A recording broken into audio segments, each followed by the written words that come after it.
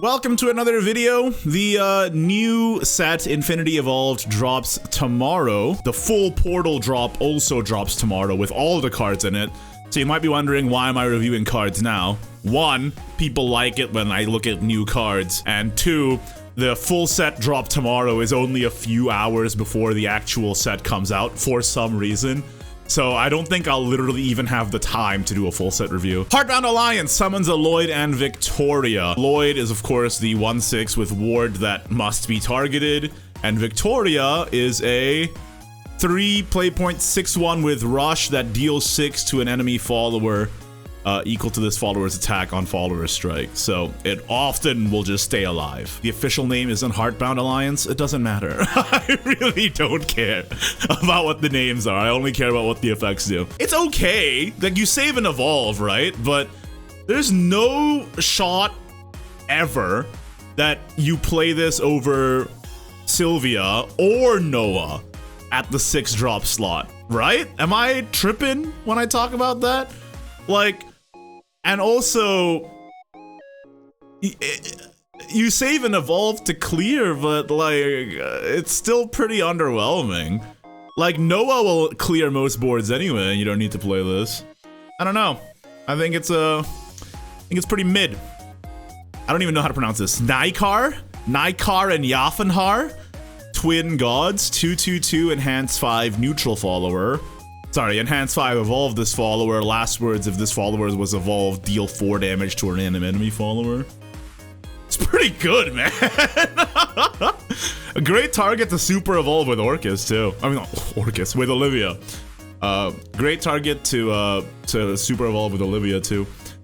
You know, just a solid 2-drop. It's an auto evolve for 5, so you don't have to spend your evolve point. It can potentially 2 for 1. This is just a good card. It's just a good card, man. I don't know. I think it's gonna be pretty. You're gonna see it quite often in several different decks. All right. Fanny, Radiant Phoenix, 8 play point 4/4, halve the cost of all cards in your deck. If you've been following me on Twitter, you'd know that I've been fighting wars over this card because I think this card is absolutely terrible. I think it's absolute trash. I think the people who rate it highly are only thinking about the best possible case scenario where you double ramp into this and then draw Genesis Dragon the next turn or whatever. But 99% of the time, that's not going to be the case. Think about it. If you're playing Fanny in a deck, you're playing a deck that runs a lot of high-cost cards. Because otherwise, why would you play this card? If you're then trying to draw into your Fanny, you're drawing an entire hand full of bricks that you can't play in the early game.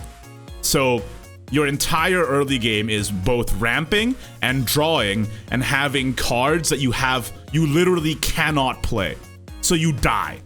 Then if you survive enough to play this, it's an 8 play point, don't affect the board, and it's only a 4/4 attack stat. So you die. If you're enjoying the video so far, do be sure to subscribe. It really does help the channel out. Even if you think you're subscribed, you might not be because of YouTube shenanigans, so I'd really appreciate it if you could double check. Owen, Mysterian Swordsman, 3 play point 3/3 gold runecraft follower. Ward, clash, spell boost your hand, evolve, draw 2 followers. Yeah, this card is really good. It's an early game defensive follower for runecraft that you can play in the face of Puppet or Fairy, and it also tutors the boost targets like Blaze Destroyer or, you know, your key cards like Anangrea, Kuon, etc.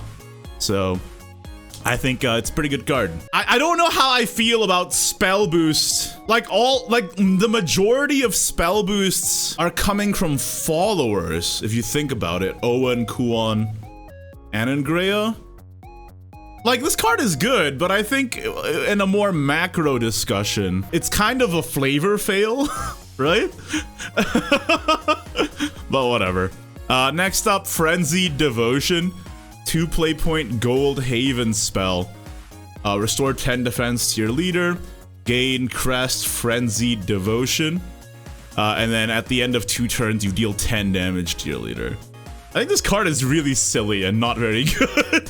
But I mean, the upshot is that crests don't stack, So if you're at 1 defense, you can play 2 of these, go up to 20, and then at the end of 2 turns, you only go back down to 10. Oh, so good. No, I don't think this card is good. I don't think this card is good. I think it's a 2 play point do nothing at the best of times, and it's a 2 play point die at the worst of times. I don't think it's good. Then there's this Vi official name, and then we have Excella, 4 play point 1/3 fanfare, gain plus X equal to the number of allied followers on field, deal 2 damage to your leader Storm. I still don't really understand why so many Abyss cards deal damage to your leader. What is up with that? because Roach has Storm, is cheaper, and has an easier condition. That being said, this is not bad because you can set up with Shadow Crypt Memorial, or you can set up with the new Charon, which we'll talk about soon, or, you know, Bonemancer, or the new zombie card, which we'll talk about as well. So it's a significant amount of storm damage. It is a significant amount of storm damage if you set it up correctly. But there's a couple of problems with this. One, the ping 2 is a drawback for seemingly no reason. And 2, it's a 4 cost and it only gains the attack on fanfare. So anybody who is excited to test out Ghost Juggler, like, this doesn't even work with Ghost Juggler. The reanimate, it literally just pollutes your reanimate. It's kind of sad. I don't know, I think it's kind of a flavor fail. I think the card is okay, but I think it's a flavor fail, and I think other classes can do it without the drawback also. So I'm like, what? I don't really get it. I think it's a fine card though, because you can set it up for big damage. I'm just like, why are they designing Abyss this way is kind of my concern. Anyway, Charon, Stygian Oarswoman. I think we talked about this already, right? But anyway, this is the official translation. Reanimate 2, reanimate 1. Whenever an ally departed enters the field, give it ward. Super evolve, you gain the crest. Pretty good card. Like, it's a 5 cost army in a can. The reanimate 1, you're often just getting skeleton, but the reanimate 2 is very valuable. And they also both get ward, so that's good, right? So like if you reanimate, like, I don't know. This does make Orthrus even less essential, so you can like reanimate like anything, Ruby, etc. Pretty sick, right? Also, potential fun things you can do. Reanimate 3 Bonemancer, get a sticky board. Reanimate 3 Zombie, which we'll look at in a second, get another sticky board. Or another fun combo, reanimate Laura, which we talked about in the previous video, and then that lets you super evolve and go face with Medusa. That's kind of a fun combo too. That is 2 super evolves in a row that you have to commit, but you know, still a pretty interesting combo. But I think even outside of that combo potential, like, this card is just solid, just good. Like, imagine, yeah, exactly, somebody in chat said it. Imagine reanimating Fildau as well. And then you evolve the Fildau and it clears too. And has ward. It's pretty sick, man. Like, generally a generically good card. Rosé Princess Knight. Enhance 5, 2 play point or less sword follower and set its cost to 0. Otherwise, it's just a rush that has follower strike. If the opposing follower is damaged, destroy it. Is it ever better than Hound of War? Can make Samurai 0 cost? Okay, okay. That's true. It does set its cost to 0. It doesn't say until the end of the turn, right? So you can save the 0 cost Samurai for an Albert turn. That seems optimistic though, right? I mean, I guess technically you could run it so that your 2 cost Samurai is your only sword 2 cost, right? Like, so but then you'd have to not be playing Lance Trooper. Oh, I think it's okay. All right, it's all right. It's a fine card. All right, nothing crazy. Karula Mind Arts. Fuck this card. How many minutes am I into this video? Like 10 minutes in? Okay, so I can say swear words. Fuck this card. This card is ridiculous. 6 play point 5/4. Summon an artifact that costs 5 or less in your hand. I mean, a copy of it even. So like, Come on, it's Alouette but on Fanfare. And then Super Evolve can attack twice per turn. This card is so stupid. The stats are incredibly good for the effect. If it summons Beta, you have to kill both, because if you kill only Beta, Karula Super Evolves and hits you for 16. And if you kill only Karula, the Beta can evolve and hit you for like 10 or whatever. This is so dumb. And I think it's a bit of a drawback in terms of how they designed the game, because I think it's very clear that the Worlds Beyond dev team makes the cards like well in advance, like half a year plus in advance. So then when they go to release it, they're not taking into consideration the current meta. And it's and you end up with, you know, cards supporting tier 1 decks that really didn't need to be made. And to be fair, this is also a drawback with how Evolve is designed as well. Like recently in Shadowverse Evolve, the best deck in the game is Festive Sword. And they printed support for that in the new set. And I'm like, why would you do that? So, I don't know. I think it's a testament to like, I guess I wish that the dev team was more agile, right? And they weren't like set in stone on the things that they've already designed. Because like this is clearly broken. Like we can all say that. All right. And then we got Neptune. We already talked about this card, but this card still kind of pisses me off because it's a fine card. It's a solid card. It's pretty good. But why is the 2 extra Megalorcas only on Super Evolve? That means it's not even a payoff for ramp, really. You get to play it early if you ramp, which is nice, but you have to wait till turn 7-ish for the full payoff anyway, so it doesn't reward you for ramping, really. Kinda sucks. Like, it's still a fine card, don't get me wrong, but it's kinda disappointing. Reverse Change. 2 play point bronze neutral spell. Select a follower, give it +2 attack and -2 defense. I really love cards like this. Very flexible. You can play it on both an enemy or a friendly. You can use it to boost your damage, or it can be a generic removal. Somebody in the Discord clearly thinks it's going to be good in Rune. I kind of agree. It's just a generic 2-cost removal for Rune. Well, I mean, you already have Stormy Blast, but you know what I mean. It's pretty interesting. Yeah, I think it's a fine card. I don't think it's a crazy card or anything, but I love the design. I love the flexibility of it. You know, you can use it in Storm decks to up your, reach. You can use it in aggro decks because it's both a removal option or an aggressive option. I think this is a really cool card. I like it a lot. Chaotic Flames. X starts at 0. Spell boost X +1. Deal X split between all enemy followers. This card is really good. I mean, we know that in runecraft they're playing... Well, okay, to be fair, Sagelight Teachings is flexible in that it's a heal and a removal, potentially. So I'm not sure you cut Sagelight, but we even see some spell boosters playing stuff like... God, what's her name? The Sagelight Ward, I forgot her name. And stuff like that, just for early clear. And this really shores up the weaknesses of runecraft to early game wide aggro, right? Right? Because that was the way you beat runecraft. It's just by going wide and going face. Now they have a lot of options to deal with that. They have, of course, Miranda. They have Chaotic Flames, etc. It's a great card. I think it's a good card. I think it's a really good card. And I mean, good news for spell boost players. Both of the legendaries for runecraft are Earthright based, so if you want to upgrade your spell boost deck and you already have it fully built with Declimb, Huon, Kaitis, and Anangrea, upgrading into this next set is going to be pretty much cost you nothing. So there you go. Corpse Soldier. 6 play point 3/3 Silver Abyss follower. You summon 2 rotting zombies, and then the rotting zombie summons a rotting zombie, but then it doesn't keep going. It does it one time and then stops. That's pretty good, man. It's just an army in a can card.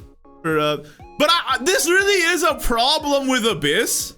And I gotta say this, right? Because if I don't say it, somebody else will bring it up. Why are all the good Abyss cards just bootleg sword cards? I feel like it's another flavor fail. Anyway, this card is pretty good, and also the 3-drop zombie is not a bad reanimate target for Charon as well. With that crest, it's just a very sticky follower.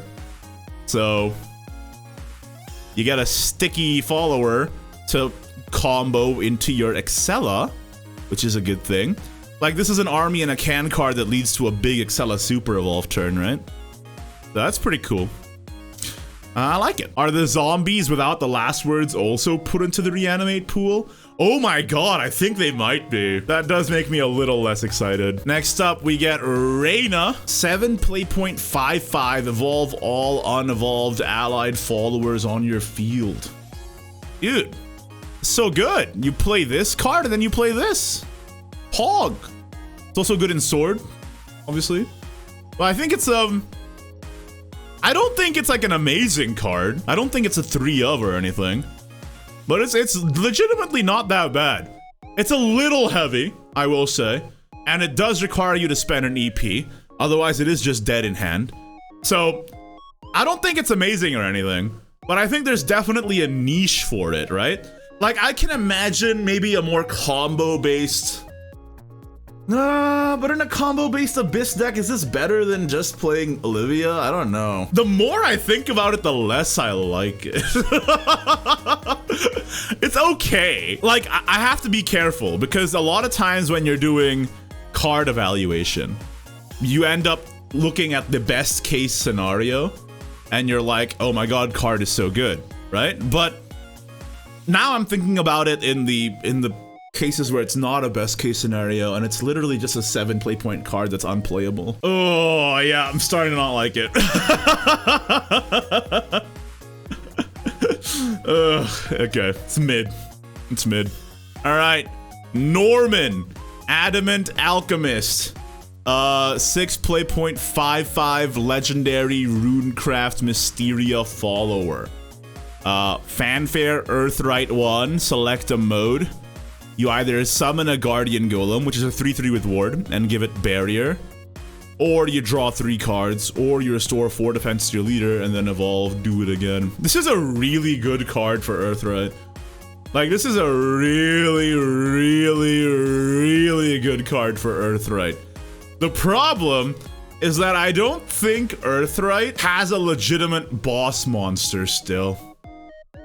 I mean, like, obviously Lilanthem is alright as a boss monster, hard to remove, etc.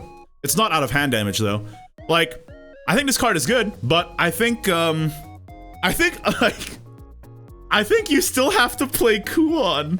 Technically you can also play this in hybrid, yeah. You can play this with the Earthright deck that runs the spell boost deck that runs the Witch's Brew, and then you can splash this in as well, which is pretty cool. It's alright. But yeah, I'm like, I think the 2 new Earthright legendaries are nice, but we still don't have a boss. I think we just have to play Kuon still. Kind of sad. Grimnir, Celestial Gale.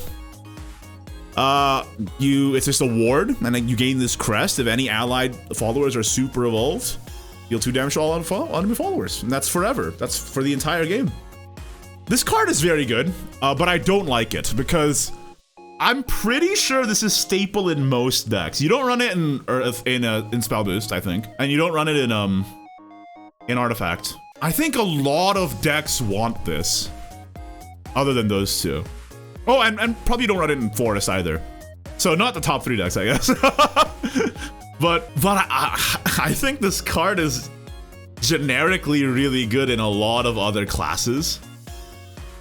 And I'm a little saddened by that because I don't think that staple cards like this should be legendary.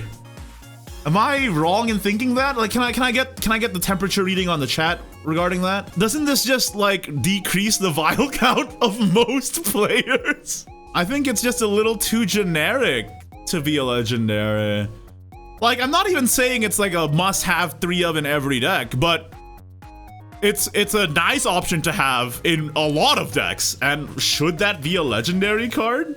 Like if you exactly, somebody in chat said like in the base set, a lot of the staples are only gold or lower, like Phil Dow. I mean Olivia is too. That's true. But like, do we like? Just because I shot my left foot doesn't mean I want to shoot my right foot. I feel like this is just gonna make the game significantly more expensive if it ends up being as good as I think it is. Let me know your thoughts in the comments below. And if you enjoyed this video, then you're sure to enjoy the video on screen right now where I rate a bunch of other cards that were revealed earlier.